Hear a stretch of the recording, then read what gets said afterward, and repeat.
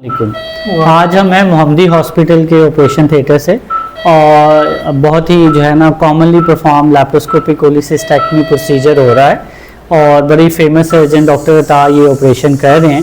तो आए उनसे पूछते हैं कि ये आजकल बहुत ज़्यादा पूछा जाता है जी कि पित्ते के ऑपरेशन के बाद आप कुछ खा पी नहीं सकते, आपका मैदा वैसा नहीं रहता, आप सारी उम्र के लिए चिकनाई और तली हुई चीज़ें नहीं खा सकते। तो सर इसके बारे में बताइएगा कि ये किस हद तक हकीकत पे मबनी है। ये गॉल स्टोन जो है इसमें रूटीन में तो ये है कि जब इसकी तशखीस होती है या गॉल स्टोन होते हैं तो फिर डिस्पेप्सिया और इस तरह के साइन सिम्टम आते हैं कि प्रॉब्लम होता है।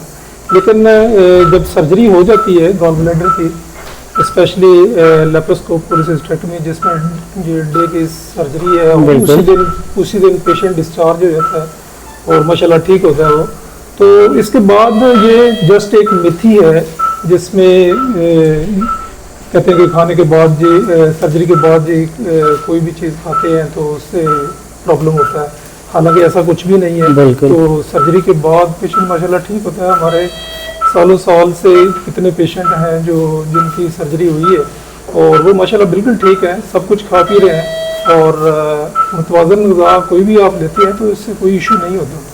बहुत शुक्रिया। तो इससे मेरा ख्याल है ये भी एक ऐसी ही चीज़ है जैसे हम सुनते आए हैं कि दूध पीने से रेशा होता है। तो आप बिल्कुल ना घबराएं अगर आपके पित्ते की पथरी है और आप सर्जरी के बारे में परेशान हैं और ये सोच आपको लाहक है कि इस ऑपरेशन के बाद आपके खाने पीने पे क्या असर रहेगा, तो आपको कोई असर नहीं पड़ेगा। हम अपने ऑपरेशंस को कहते हैं कि जो ही आप ऑपरेट करवाएं उसके बाद बेशक पहले दिन से पिज़्ज़ा पराठा जो दिल करता है वो खाएं। Thank you.